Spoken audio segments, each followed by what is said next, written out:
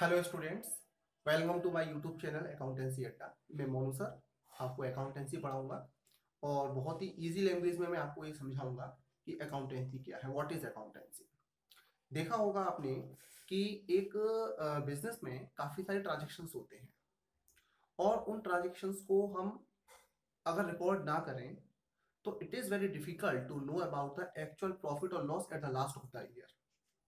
दूसरा क्या है कि बिजनेस में काफ़ी सारे लोग जुड़े हुए होते हैं जिनको हम स्टेक होल्डर्स क्या कहते हैं, स्टेक होल्डर कहते हैं। STAKE, stake holders. अब स्टेक होल्डर्स कौन होते हैं? ये वो ग्रुप होते हैं जो कि INTERE इंटरेस्ट लेने वाले। इंटरेस्ट कौन सा? Interest not in the terms of money. Interest माने रुचि लेने वाले, मन लगाने वाले। तो ये ग्रुप होते हैं जो कि हर एक बिजनेस एंटरप्राइज की स्टडी की जो ट्रांजेक्शन हुए हैं उन सबको देखना चाहते हैं। तो उसके लिए क्या करते हैं कि हम ये अकाउंटेंसी में सारे ट्रांजेक्शन्स को कैसे रिकॉर्ड करते हैं, what is the rule to record the business transaction, इसको किस तरीके से हम मैनेज करते हैं, ये सब अकाउंटेंसी के अंदर हम देखते हैं।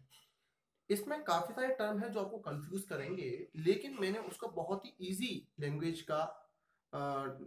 लैंग्वेज में मैंने आपको समझाने की कोशिश की है, आप समझें उसको। और जैसे कि अकाउंटिंग है, अकाउंटेंसी है, बुक कीपिंग है, अलग अलग डिफिकल्ट थोड़े सब्जेक्ट आपको टर्म्स लगते हैं ये, लेकिन ये टर्म्स आपको बहुत इजी लगेंगे जब आप इसको समझेंगे। तो let us start chapter number 1, introduction of accounting. What is the meaning of accounting? Accounting is the art of recording, classifying, summarizing, interpreting, communicating all the business transactions and event to the different interest group या stakeholders। एक छोटी सी definition मैंने यहाँ पे ली हुई है। Accounting क्या है? Accounting is the art of recording, classifying and summarising in a significant manner and in terms of money transactions and event which are in part at least of a financial character and interpreting the result thereof। छोटी सी definition है, लेकिन मैं आपको इसको बहुत ही easy language में समझाना चाहूंगा। ये है क्या कि ये क्या है? अकाउंटिंग एक आर्ट है, होता ना, आर्ट है या साइंस है। ये लगभग आप जो भी एक सब्जेक्ट स्टडी करते हो ना, वो पूछता है कि ये आर्ट है या साइंस है। तो ये एक इन्होंने आर्ट को लिया हुआ है, हालांकि हम आगे डिस्कस भी करेंगे कि ये आर्ट है या साइंस है, कि अलग मैटर हो जाएगा। तो फिलहाल ये क्या है कि ये एक आर्ट है जिसमें कि हम रिकॉर्ड करते हैं। रिकॉर्ड माने लिखते हैं, रिकॉर्ड माने लिखते हैं। देखा होगा आपने, कहते हैं ना कि खाते वही खाते, ठीक है ना, अकाउंट्स मेंटेन करना। तो इसमें क्या करते हैं? रिकॉर्ड करते हैं, रिकॉर्ड में लिखते हैं। क्लासीफाइंग, क्लासीफाइंग माने अलग अलग इनको दिखाते हैं। जैसे कि आपके स्कूल में कितने हैं? काफी सारे बच्चे हैं। उन बच्चों को क्या किया हुआ कि ये रूम किसका है, ये क्लासिफाइड किया है, किसका रूम है, ये 11th कॉमर्स का रूम है, यहाँ पे 11th कॉमर्स के बच्चे बैठेंगे। ये 12th कॉमर्स का रूम है, यहाँ पे 12th कॉमर्स के बच्चे बैठेंगे। ये 11th PCM का ग्रुप है, ये PCB का ग्रुप है। अलग अलग होते नहीं। तो हम क्या करते हैं, उन बच्चों को माने स्टूडेंट्स को माने आप लोगों को क्या करते हैं? क्लासिफाइड करते हैं इन स्कूल। क्लासरूम में करते हैं, नहीं करते? तो क्लासरूम में कर रहे हैं, ऐसे ही हम ट्रांजेक्शन को क्या करते हैं? क्लासिफाइड करते हैं। ठीक है ना? कहां पर करते हैं क्लासिफाइड? लेजर में करते हैं। खैर आगे मैं भी डिस्कस करने वाला हूं जब इसके मैं एट्रीब्यूट्स या कैरेक्टरिस्टिक्स आपको बताऊंगा। And summarising in a significant manner. अब समराइजिंग का मीनिंग क्या है? अगर मैं आपसे कहूं कि एक मैं आपको 10 पेज का चैप्टर बना के दे दूं, तो शायद आप उसको पढ़ने में इंटरेस्ट नहीं लेंगे, या हो सकता है कि आपको बोरिंग लगे, या हो सकता है समझ में ना आए। लेकिन अगर मैं उस पूरे 10 पेजेस का जो समराइज फॉर्म है उसको केवल 10 लाइन्स में लिख के दे दूं, तो आप उसको इजीली समझेंगे भी, उसमें इंटरेस्ट भी लेंगे। उसी तरीके से इसमें जितना भी अकाउंटिंग वर्क होता है उस पूरे वर्क को हम समराइज करते हैं शॉर्ट फॉर्म में। ठीक है, तो उसको समराइज करेंगे।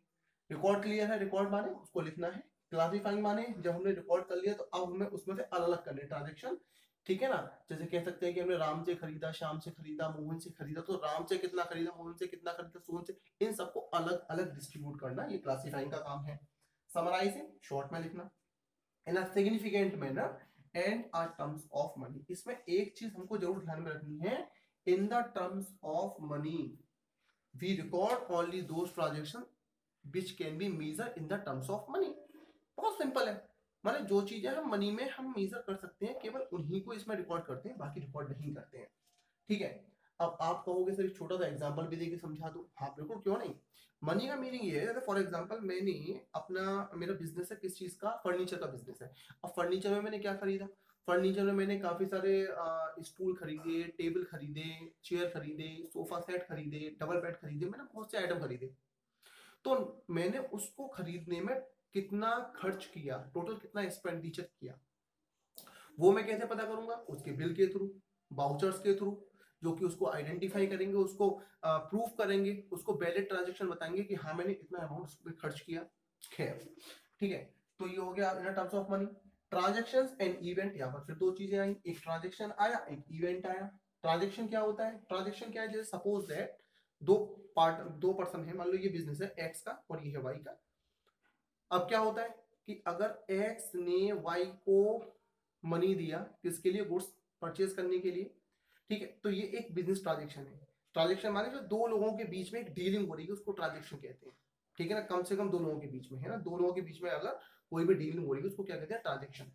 ट्रांजेक्शन। और इवेंट्स क्या होते हैं, इवेंट्स माने end of result, end result या result of the business transaction. जैसे फॉर एग्जांपल कि अगर मैंने 10,000 का गुड्स खरीदा और उसको 12,000 में मैंने बेचा, तो इसका मतलब मुझे 2,000 रुपए का प्रॉफिट हुआ। अब ये 2,000 रुपए, 2,000 रुपीज मेरे लिए क्या है, ये इवेंट है। इवेंट माने इसका रिजल्ट है, जो मैंने दो ट्रांजेक्शन किए थे उन दोनों का रिजल्ट है। आई होप समझ में आ रहा होगा। विच आर इन पार्ट और at least of the financial character, वो कम से कम कैसा होना चाहिए, फाइनेंशियल कैरेक्टर का होना चाहिए। फाइनेंशियल कैरेक्टर माने इन द टर्म्स ऑफ मनी, वो मैंने ऊपर भी आपको समझाया था कि मनी में होना चाहिए। अगर मनी में नहीं होगा तो हम उसको रिकॉर्ड नहीं करेंगे, डेफिनेटली रिकॉर्ड नहीं करेंगे। ठीक है ना, financial character and interpreting the result thereof, और फिर हम क्या करते हैं, उस पूरे रिजल्ट को कंक्लूड करते हैं। ठीक है, तो उम्मीद है आपको ये मीनिंग समझ में आया होगा कि अकाउंटिंग क्या है। Accounting is the art of recording, classifying, summarising, interpreting all the business transaction in the systematic manner. Systematic manner में इसको करते हैं। खैर छोड़िए, ये हमारा अकाउंटिंग का मीनिंग क्लियर हुआ, उम्मीद है आपको समझ में आया होगा। अब इसकी बात करते हैं कैरेक्टरिस्टिक्स या एट्रीब्यूट्स। ठीक है, अच्छा इसमें क्या है ना, इसमें दो चीजें होंगी, एक थ्योरी होगा, एक प्रैक्टिकल होगा। थ्योरी और प्रैक्टिकल। जब तक किसी भी प्रैक्टिकल के लिए थ्योरी नहीं होगी तब तक हम उसको प्रैक्टिकल को नहीं कर पाएंगे। जैसे होता है ना कि पहले हम क्या करते हैं कि अगर हम केमिस्ट्री का कोई भी प्रैक्टिकल करते हैं तो पहले सर हमको क्या करते हैं कि समझाते हैं कि बेटा कैसे करेंगे, ये इसका लॉ, पहले नोट्स देते हैं। तो ये वही इसके नोट्स हैं, थ्योरेटिकल नोट्स हैं। अगर ये आपको क्लियर होंगे तो डेफिनेटली आपको चैप्टर भी इजी लगेगा और अकाउंटिंग में मजा आएगा आपको। ठीक है, तो अब मैं इसकी बात करता हूं, इसी डेफिनेशन के बिहाफ पर इसके कौन कौन से फीचर्स निकल सकते हैं। ठीक है, अच्छा जरा बताओ, मैंने ये क्या लिखा था अभी, स्टेक होल्डर। क्या मीनिंग होता है स्टेक होल्डर का, हाँ जल्दी से बोल दो, जल्दी से बोल दो। Very good, interest taker, interest लेने वाले ग्रुप्स कौन कौन होते हैं, बहुत से होते हैं भाई। ओनर, ओनर होता नहीं होता, owner, employees, manager, government, competitor, supplier, customer, general public, ये बहुत सारे ग्रुप होते हैं स्टेक होल्डर्स। ठीक है ना, कुछ इंटरनल होते हैं, कुछ एक्सटर्नल होते हैं।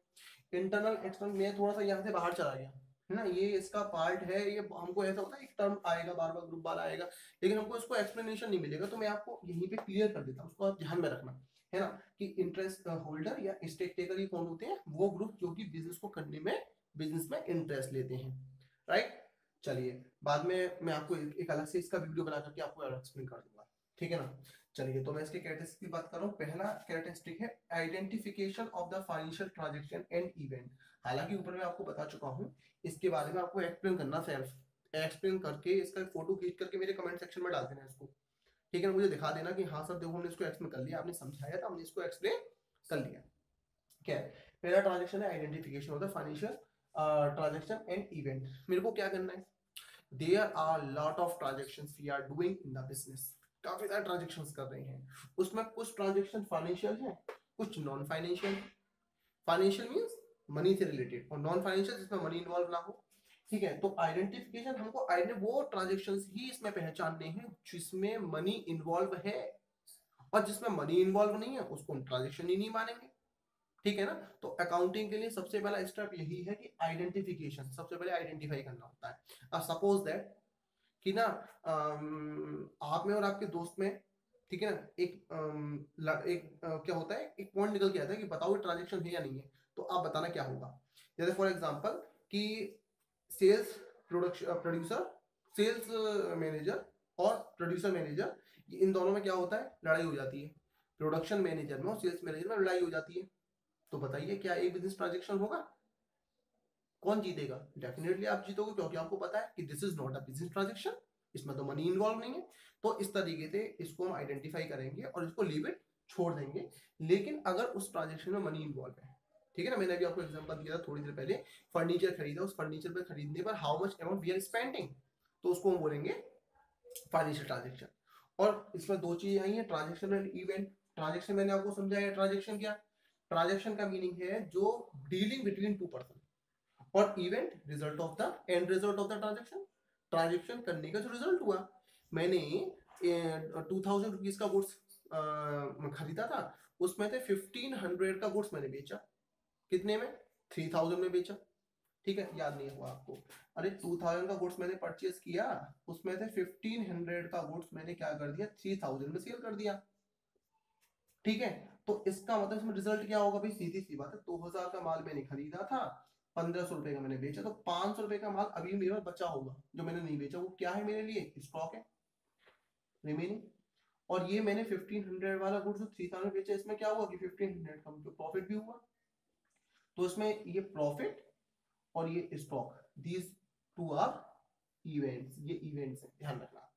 चलिए नेक्स्ट है आपका measuring the identification transaction, identified transaction. जो भी मैंने अभी सबसे पहले ट्रांजेक्शन आइडेंटिफाइड किए कि कौन कौन से ट्रांजेक्शंस हैं, उन ट्रांजेक्शंस में मैं क्या करूंगा, मेजर करूंगा कितना मनी इन्वॉल्व है। मेजर मींस मेजर करना, मेजर माने देखना कि कितना अमाउंट इसमें इन्वॉल्व है, और उसको फिर आइडेंटिफाई भी करना है, मतलब जो भी हमने आइडेंटिफाई किया है ट्रांजेक्शन को, उसमें देखना है कि कितना मनी इन्वॉल्व है, मेजरिंग। रिकॉर्डिंग, उसको रिकॉर्ड करेंगे। रिकॉर्ड क्या करेंगे, सबसे पहले रिकॉर्ड करते हैं हम, एक टर्म आता है जर्नल, बहुत अच्छा टॉपिक है, और देखा जाए तो इस प्रोसेस का सबसे इंपॉर्टेंट टॉपिक है जर्नल। तो जर्नल में उसको हम रिकॉर्ड करेंगे, रिकॉर्ड माने उसकी एंट्रीज बनाएंगे, जर्नल एंट्री बनाएंगे। हाउ टू बी प्रिपेयर मैं आपसे डिस्कस करने वाला हूँ, बिल्कुल भी चिंता मत करना। नेक्स्ट है क्लासीफाइंग। क्लासीफाइंग का मतलब क्या होता है, अभी मैंने आपको समझाया। तो क्लासीफाइंग कहाँ करते हैं, उसको लेजर में करते हैं, एक लेजर अकाउंट बनता है जिसमें कि हम उसको क्लासीफाइंग करते हैं। फिर क्या होता है समराइजिंग। समराइजिंग क्या करते हैं, समराइज करते हैं, या तो इसको हम ट्रायल बैलेंस में समराइज करते हैं, ठीक है। और इसके बाद में फिर इससे हम बनाते हैं trading and profit and loss account और बैलेंस शीट, ठीक है। यहाँ पे क्या करते हैं, इसको समराइज करते हैं। समराइज माने जो ट्रांजैक्शन जर्नल में काफी सारे थे, लेजर में आते आते और ज्यादा इसका वाइड स्कोप हो गया, ठीक है, उसको हम शॉर्ट करते हैं कहाँ, ट्रायल बैलेंस में, और ट्रायल बैलेंस की हेल्प से फिर बनाते हैं ट्रेडिंग अकाउंट और ट्रेडिंग एंड पी&एल अकाउंट और बैलेंस शीट। ट्रायल बैलेंस क्यों बनाते हैं, आगे डिस्कस करेंगे। क्योंकि जो भी हमने अभी तक का जर्नल एंट्री की है, जो भी हमने क्लासिफाइड किया है, जो भी हमने ट्रांजेक्शन को रिकॉर्ड किया है, वो हमारा कितना अर्थमेटिकल एक्यूरेट है या नहीं है, मतलब सही है या गलत है, इसको देखने के लिए ट्रायल बैलेंस बनाते हैं, चेकिंग के लिए। ट्रेडिंग पी&एल प्रॉफिट निकालने के लिए बैलेंस शीट एक स्टेटमेंट है, पोजीशन स्टेटमेंट, जो आपकी पोजीशन बताता है कि आपका eight the last of the year क्या पोजीशन है। नेक्स्ट है आपका समराइजिंग हो गया। नेक्स्ट है एनालाइजिंग एंड इंटरप्रिटेशन। एनालाइज क्या, अभी तक हमने जितनी भी ट्रांजेक्शन किए हैं, जितना भी समराइज किया है, जितना भी हमने वर्क किया है, उस सबको एनालाइज करके शॉर्ट फॉर्म में देखते हैं। और किसको, ये एनालाइज और इंटरप्रेटिंग कौन करते हैं, किसके लिए करते हैं, जो स्टेक होल्डर्स हैं, जो ग्रुप्स हैं, उनके लिए। और लास्ट है कम्युनिकेटिंग। कम्युनिकेटिव माने बताना, ठीक है। तो कम्युनिकेटिंग किसको बताएंगे, स्टेक होल्डर्स को बताएंगे अपने बिजनेस के बारे में, कि बिजनेस हमारा कितना प्रॉफिट में है या लॉस में है, ठीक है। तो अगर आपको लग रहा है कि ये वीडियो आपको अच्छा लग रहा है, तो इसको लाइक करिए, सब्सक्राइब करिए, शेयर करिए अपने दोस्तों के साथ जो और भी क्लास 11th में, क्योंकि कहते हैं ना कि एजुकेशन को जितना ज्यादा आप बांटेंगे, जितना ज्यादा शेयर करेंगे, उतना ज्यादा आपके पास आएगी। तो उसको देखिए, और साथ ही साथ इसका जो बेल आइकन है उसको आप प्रेस कर दीजिए, जिससे कि और जो मैं आपको वीडियोज बनाऊंगा इससे भी रिलेटेड अच्छे अच्छे वो आप तक पहुंच पाए, ठीक है। इससे नेक्स्ट वीडियो में हम लोग डिस्कस करेंगे अकाउंटेंसी क्या है, बुक कीपिंग क्या है, ठीक है, इन सबको हम समझेंगे। Thanks for watching, thank you.